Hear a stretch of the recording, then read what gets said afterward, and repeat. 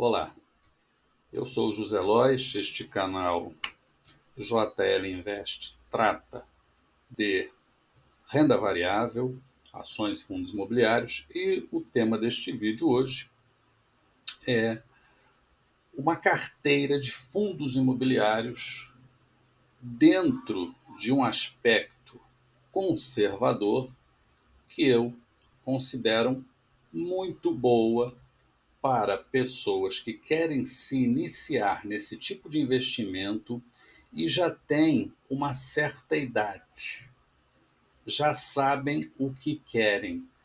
Pessoas que procuram por renda variável que lhes permita um conforto maior na sua melhor idade ou quando se aposentarem, né? E que se assemelhe a uma carteira previdenciária que lhe forneça renda mensal. Eu selecionei 17 fundos diferentes, não é recomendação de compra de jeito nenhum, mas é a percepção que eu tenho depois de algum tempo de estudo, depois de ter feito uma carteira com 50 fundos imobiliários diferentes. Temos vários vídeos neste canal que mostram esse estudo, né? E aqui, então, nós montamos e vou explicar por que este tipo de carteira. Então, como podem observar na planilha, nós temos 4 do setor híbrido, a maioria deles extremamente conhecidos. Então, MXRF11 é o mais famoso de todos eles, né? E está listado na bolsa. O BIM, o GAME e o VGHF11.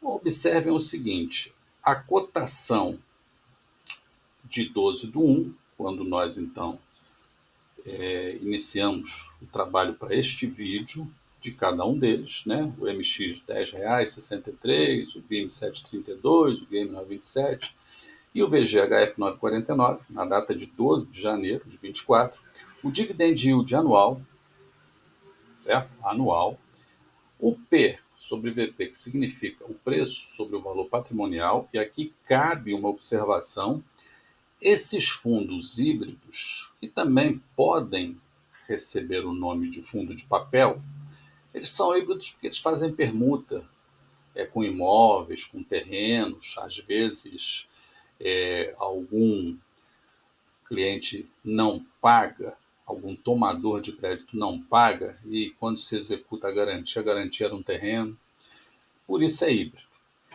Mas, quando o preço está acima de 1, é caro. Se estiver abaixo de 1, está barato. Então, vocês observem que o MX e o VG, HFF11, eles estão acima de 1. O MXRF11 1,08 e o VGHF 1,03. O que acontece aqui? Por que valoriza? Valoriza porque a procura é maior que a oferta. Não tem outro motivo para valorizar. Não tem. Ah, mas valorizou muito. Ó, aqui embaixo de shopping valoriza muito mais, é imóvel físico. Ah, porque vão fazer... Nada justifica. Nada justifica a não ser a procura maior do que a oferta, né?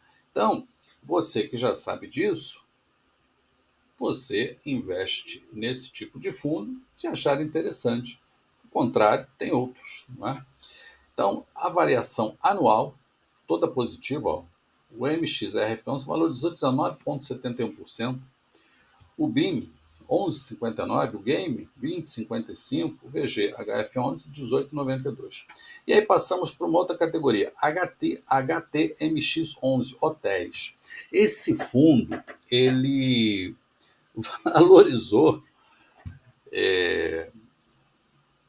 73,9% em 12 meses. Isso é uma coisa monstruosa. Monstruosa. Embora seja um fundo de tijolo, por quê? O que são esses hotéis? Esse fundo ele possui quartos de hotéis. Então vocês imaginem o seguinte: você tem um hotel muito bonito ali na região da Avenida Paulista, um hotel moderno, um hotel bacana, com a bandeira Ibis, que é, entre as classes econômicas, o mais procurado. E então, esse fundo, nesse hotel, tem lá 20 quartos. O hotel tem 300, mas o fundo possui 20. E ele os aluga, porque todos os quartos são alugados, é feito ali um pool, um apanhado, né? A administração faz o seu balancete e aí cada um recebe a parte que lhe toca. O fundo recebe o que tiver direito de aluguéis e 95% disso que é arrecadado, como todo o fundo faz, é distribuído aos cotistas. Mas um detalhe: olha quanto está o P sobre o VP, 1,27, ou seja, está 27% acima do que ele vale. Essa cotação já esteve mais alta. Então, muito cuidado, embora o dividend yield seja generoso. Ele pagou, no último mês, R$ 3 e alguma coisa por cota de provento. Então é uma coisa extraordinária, mas cuidado, não vá com muita sede ao pote, não é? Por quê? O que aconteceu com o segmento de hotéis na situação sanitária de março de 2020? Eles ficaram aí praticamente 2 anos sem pagar nada. Por quê? Não tinha para quem alugar os quartos. E no caso do HTMX11, ele também vende quartos. Então, de vez em quando, ele tem mais de 400 quartos em 22 hotéis, espalhados ali pelas melhores regiões do estado de São Paulo, apenas no estado de São Paulo. Então, o que ele faz? De vez em quando, ele vende um quarto. Então, por exemplo, ele comprou um quarto há 5 anos atrás por R$ 250 mil. Aí, por algum motivo, apareceu alguém interessado, paga 350 mil. Teve um lucro aí, R$ 100 mil. Né? O que acontece? Desses R$ 100 mil de lucro, a gestão do fundo fica com 20%.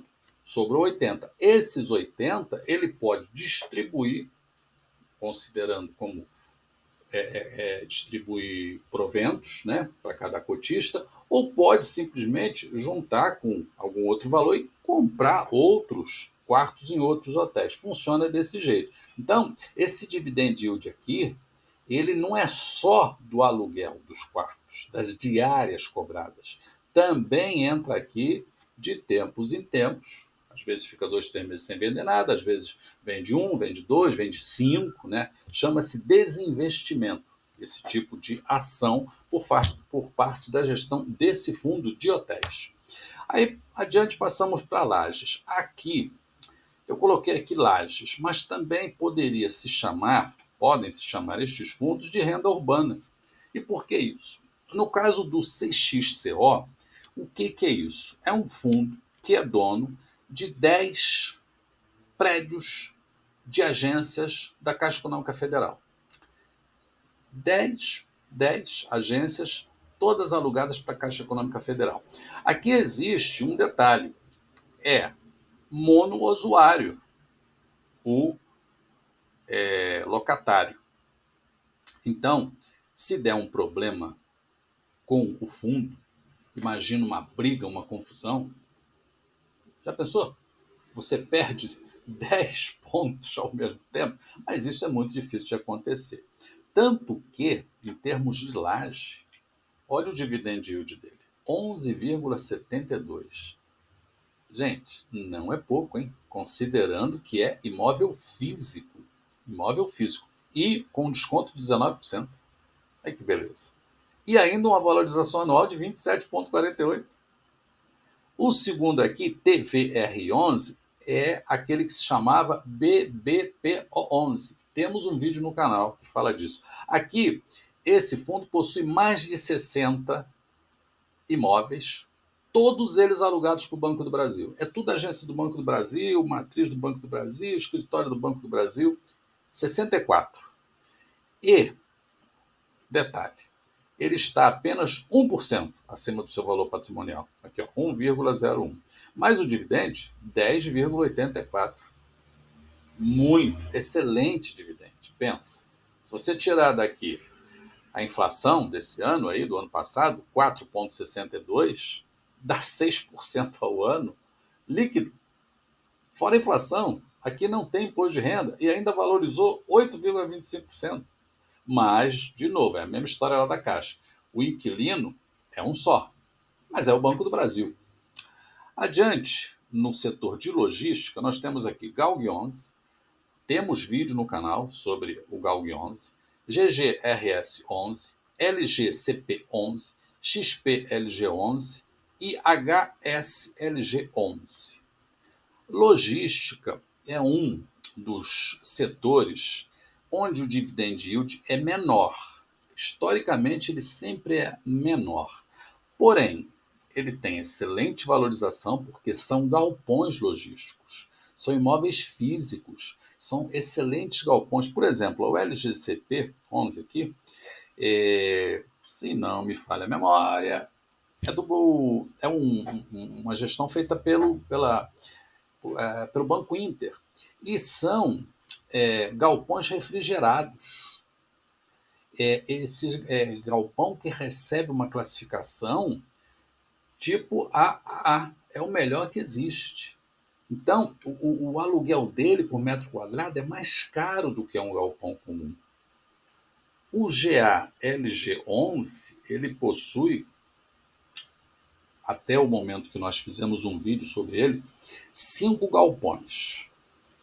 Os inquilinos, a maioria, eles receberam nota de classificação de risco das agências que fazem isso, AAA, AAA. Inquilino melhor que esse não existe. E, detalhe, um retorno, no caso do GALG, GALG11, 10,83% ao ano. E ainda com 8% de desconto. E uma valorização de 12%. Então, veja, é um negócio excelente para quem gosta de imóveis para alugar. É um negócio excelente. Veja, uma cota custa R$ 9,17. Você pode comprar uma na Bolsa de Valores. 2, 3, 10, 100, o que você puder. Isso já te rende no mês seguinte. Você compra no mês, já recebe no mês seguinte o dividendo. Isento de imposto de renda. Nos fundos imobiliários, você só paga imposto de renda se você vender alguma cota com lucro. Então, por exemplo, você comprou aqui uma cota do CXCO11 por R$ 80,20. E daqui a 3 anos, você não quer mais, você vende por R$ 100,20. Então, você ganhou R$ 20. Sobre esses R$ 20, a Receita Federal vai te cobrar 20% de imposto, R$ 4,00 por cada cotinha. Veja, 20% sobre o lucro. Se, ao contrário, comprou por 80, vendeu por 79, não tem que pagar nada. Existe ainda a possibilidade de você fazer um acerto quando você vende cota com lucro e com prejuízo. Você consegue fazer um acerto dentro do imposto de renda. Ok? Então, falamos aqui de logística, né? Se alguém tiver interesse, basta escrever aí que a gente faz um vídeo só sobre qualquer um desses aqui. Tem uns que a gente já tem, outros a gente faz, tá bom? E aí passamos para o setor de shopping. Este setor de shopping, na época da situação sanitária lá de 2020, foi um horror, porque os shoppings simplesmente ficaram fechados. Então, fechado, não tem venda, não recebe aluguel, não distribui dividendo. Porém, o ano passado, a recuperação foi assim espetacular. Por exemplo, HSML11, certo? 40,25% de valorização em um ano. 1% acima do valor patrimonial. E dividend yield de 9,31% ao ano. O VISC 11, muito conhecido, cota custando aí R$ 120. Porém, 0,9 de valor patrimonial, sobre o valor patrimonial. Então está com 10% de desconto nessa cota ainda, até chegar no preço justo dele, né? Um dividend yield de 8,84, mas a valorização de 26,57% em um ano. VSHO11, 45% de valorização, 18% de desconto. HGBS, este aqui dentro do segmento de shopping, é um dos que tem a cota, vamos dizer, cota popular, porque existem shoppings que têm cotas de R$ 500, de R$ 1.500, depende de cada fundo. Porém, esse HGBS, ele é bem conhecido, R$ 228 cada cota, mas está pagando de provento mensal R$ 2. R$ 2 por cada cota. Não é? E está custando 2% a mais do que o seu valor patrimonial. Mas ainda assim, 36,93%, 37% de valorização nos últimos 12 meses. E por último aqui o XPML11, se eu não estou enganado, é o maior de todos eles em dinheiro, em patrimônio, 3 bilhões, alguma coisa assim. Né? Se quiser, faça um vídeo sobre ele também. Está custando 3% acima do seu valor de patrimônio, valor justo, né? Valorizou 31,47% e 8,65% de dividend yield. Aí, o que a gente faz aqui com esse estudo? Imagina que você que está assistindo e quer entrar neste tipo de investimento de renda variável, você quer montar uma carteira dessa. Eu não recomendo, mas você quer. Então você vai lá e compra uma de cada. Você vai investir R$ 1.442,35. Isso se a cotação, como ela muda todo dia, para cima ou para baixo, né? Mas 12/1, né? Seria isso. Quem já tinha uma carteira dessa com um de cada, né? Nos últimos 12 meses, teve um dividend yield de 10,84%. Quase 1% ao mês, hein? E valorizaram-se essas cotas desses 17 fundos diferentes, na média, então aqui você tem o TVRI valorizou 8%, né, arredondando, mas o HTMX de hotéis valorizou 73%. Bom, a média 27,24% de valorização. Sabe quanto foi a média de valorização, o índice dos fundos imobiliários? Está aqui, ó. A média dos fundos no ano de 2023 foi 15,49. Então, esta carteira, ela é uma carteira que valorizou mais do que os fundos que fazem parte do IFIX, que não são todos. Né? Se você tiver curiosidade, basta entrar lá no site da B3, que ele vai te mostrar quais são os fundos que fazem parte do IFIX. Acho que o Investidor 10, o site Investidor 10, também mostra isso. Então veja, 15,49, mas nessa carteira 27,24. Olha, que beleza! Quase dobrou. A média desses 17 fundos de dividend yield, né, ao ano, 10,84. Uns mais, outros menos, 10,84. Então, o que nós poderíamos dizer aqui? Desta carteira, 4 do setor híbrido, 1 de hotéis, 2 de laje corporativa, né, no caso da agência bancária, 5 de galpão logístico, 5 de shopping. E a conclusão disso tudo é o seguinte: nós fizemos um vídeo sobre ações desse mesmo estilo aqui. Colocamos lá 13 ações. 13 ações diferentes. Comprando uma de cada, a mesma história e tal, R$ 270.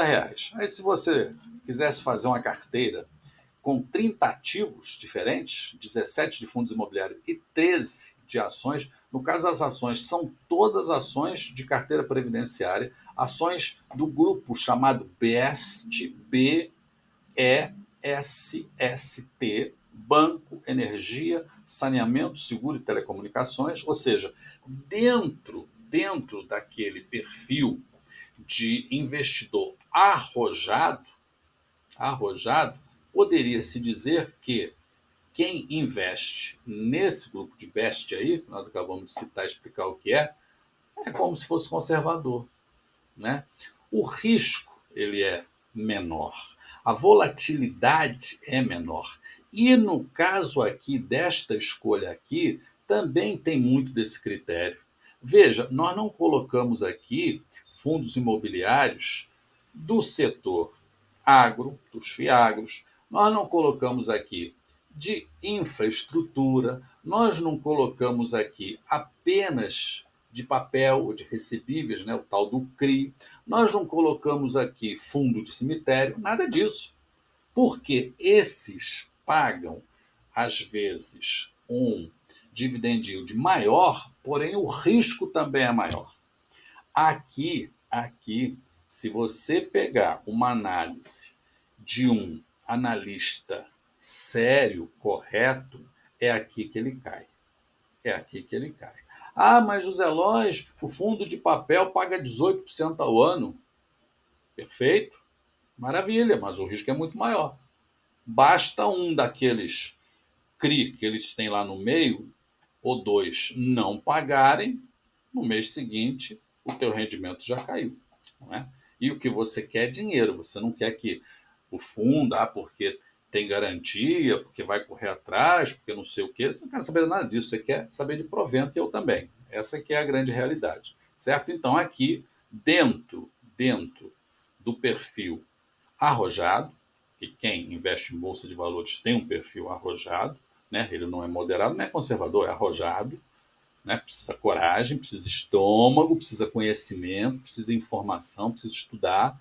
Eu sempre repito isso, tem que estudar, tem que entender no que está se metendo, tem que conhecer o conceito, e aí você aproveita. Você ganha quase 1% ao mês com a valorização de 27,24%.